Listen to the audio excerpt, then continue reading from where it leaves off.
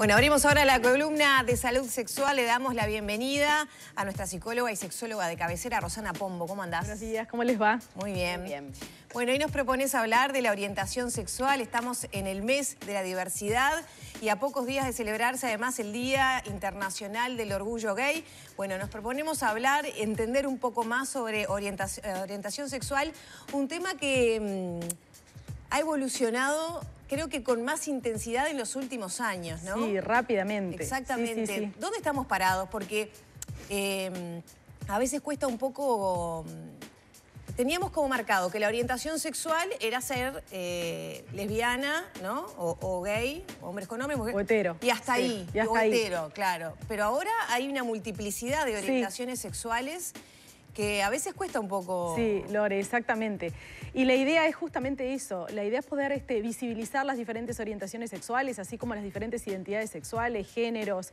Y entonces, claro, nos es difícil incluso para los agentes de salud sexual, los sexólogos, porque tampoco la idea es categorizar, sino tratar de conceptualizar, definir para poder entender. Claro, y ahí me autocorrijo y digo, ahora hay, siempre lo hubo, ahora quizá lo visibilizamos Ahora más. le tenemos un título, un rótulo, un nombre. Claro, se Claro, expresa más. Antes subyacía, ¿no? Exacto. Siempre existió diferentes atracciones sexuales en los seres humanos, pero bueno, lo que pasa es que siempre el temor a la discriminación, a patologizar. Entonces, la idea es como poder definir, pero no para entrar como a clasificar y etiquetar, sino para poder entender lo que nos pasa a los seres humanos en cuanto a la atracción sexual.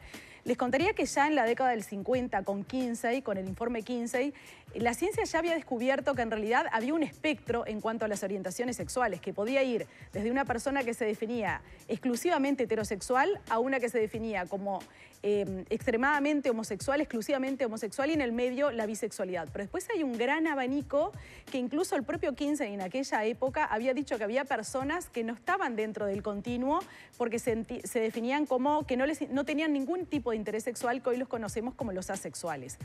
Esto tiene que ver con emergentes de la sociedad. Son las mismas personas que no se identifican con una orientación sexual o con otra y que empiezan a poder manifestar, empiezan a poder relatar qué es lo que les atrae, qué es lo que les interesa, con qué identidad sexual se identifican. Por eso vieron que la sigla LGTBQIA+ sigue extendiéndose, ¿no? Podríamos agregar muchas más letras. Y la idea entonces es poder comprender que la atracción sexual forma parte de un espectro y que en realidad son tan normales como las orientaciones sexuales que tú decías, Lorena, y que claro, que los seres humanos tenemos como ese afán de poder meter un casillero para poder entender, y tenemos que animarnos a ampliar la comprensión, a animarnos a tener como mucho más libertad de pensamiento, porque estamos hablando de la libertad sexual. Ahí está, ¿qué es lo que desconocemos, ¿no? En ese espectro, porque es lo que decían, nos reducíamos a, bueno, lesbianas, gay, homosexuales, transexuales. Ahí está. Pero hay personas que no sienten atracción sexual por otra... Digo, ese tipo de definiciones que capaz también ayudan mucho. Claro, y tranquilizan. Tranquilizan también, que las personas dicen, bueno, hay algo malo que me pasa, yo necesito tener deseo sexual, tener ganas de tener relaciones sexuales y que alguien me atraiga, entonces soy anormal.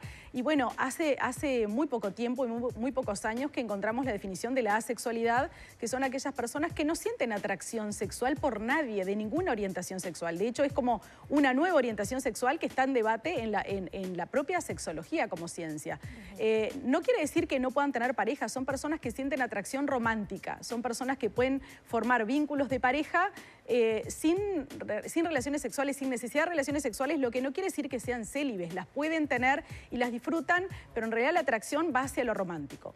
Y después tenemos, por ejemplo, personas que se definen como los demisexuales, que son aquellas personas que sienten atracción sexual solamente cuando hay un vínculo afectivo, sea romántico o sea de amistad, por ejemplo. Y hay personas... Ahora, sin ánimo, perdón, porque no me quiero alejar del tema, sin ánimo de caer en ningún tipo de discriminación de nada, pero me imagino que la ciencia lo ha estudiado también. Claro. En la cuestión de la asexualidad, por ejemplo, Sí. ¿se ha detectado algún déficit de algo a nivel químico, orgánico? Bueno, te decía Maggie, que la ciencia va como detrás de las manifestaciones Por eso sociales. mismo. Pero entonces, ¿se ha detectado algo de eso? Hace muy poco que lo hemos compartido en los congresos y en realidad no se ha detectado ninguna alteración ni hormonal, ni física, ni psicológica. Nada, digo, porque tal vez puede pasar por algún lugar de eso. Para nada. Lo hemos visto en la consulta, hemos recibido muchos pacientes que nos dicen, bueno, vengo a la consulta porque en realidad tengo un problema que no puedo formar pareja. No puedo formar pareja porque como no me interesan las relaciones sexuales, realmente siento que no lo deseo y no estoy buscando solucionarlo, sino que mi problema es que cuando me relaciono con alguien, la persona me empieza como a decir, tenés un problema porque no tenés ganas de tener relaciones sexuales. Claro. Entonces, la sexología, si bien hace muy poco que se viene estudiando y como decía, va como detrás de lo que emerge en la sociedad, lo está definiendo como una cuarta orientación sexual que decíamos hetero, bi, homo y asexualidad. Pero en realidad vamos a ir atrás de otras orientaciones sexuales que las personas manifiestan y que las tenemos que estudiar y que en realidad es como decíamos, la atracción sexual pasa por la subjetividad, ni siquiera por lo biológico, pasa por la subjetividad de las personas que sienten, incluso pueden sentir, hay personas que nos dicen que les atraen las personas, no necesariamente la orientación sexual, y que pueden ser de cualquier orientación sexual y ellos se definen como pansexuales. Les puede atraer homosexuales, heterosexuales, transexuales, bisexuales, no importa, les atrae la persona. Y hoy puede ser una mujer que les atrae, pero mañana puede ser un varón y ellos no se identifican claramente con que soy de esta orientación sexual. ¿Eso no es bisexualidad? Perdón. Lo que pasa que les atrae, por ejemplo, está dentro de la bisexualidad, pero también la heterosexualidad, como que ellos no se definen por la orientación, sino que se enamoran de la persona. Igual hay casos de personas que transformaron su sexo y a su vez se vincularon con quienes antes eran hombres o mujeres. Claro. Sí, los transexuales. El hombre pasó a ser mujer y esa mujer pasó a ser hombre y se vincularon desde ese lugar. Claro, qué difícil que es entender, ¿no? Uno como lo que pasa es que tiene como la mente como categorizada, ¿no? Entonces se supone que una mujer transexual tenía un sexo biológico varón, pero su identidad sexual desde chiquitita sintió que era mujer y esa mujer transexual puede ser bisexual, puede ser homosexual, puede ser asexual. ¿Sí? No por ser hombre o mujer tiene que tener claramente una orientación sexual. Y ahí volvemos a lo que decías recién. Qué difícil que es, tal vez para otras generaciones anteriores a nosotros poder comprender esto, pero son realidades que coexistieron y convivieron a lo largo de la historia. Se están visibilizando, lo que pasa que como cuesta mucho, necesitamos como encajar en algún lugar y a veces nos da como mucha bronca no poder entender y tendemos como a patologizar como si fuera una moda y no es una moda, en realidad está sucediendo. Quería cerrar con eso, ¿no? Siento que de alguna manera hay una mirada también conservadora que se alerta con todo esto y dice, bueno, la humanidad se fue a... se va a extinguir. Se va a extinguir. ¿Pasa más ahora que antes?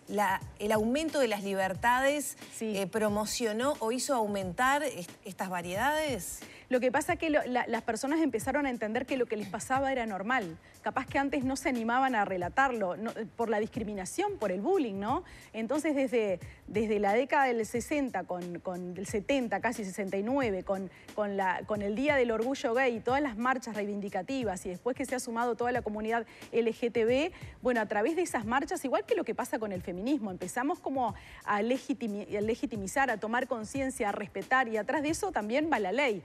Va la defensa de los derechos sexuales y reproductivos. Pero esto, ¿quién se ha empoderado de esto? Las nuevas generaciones, ¿no? Que empiezan a tener como una mirada más amplia.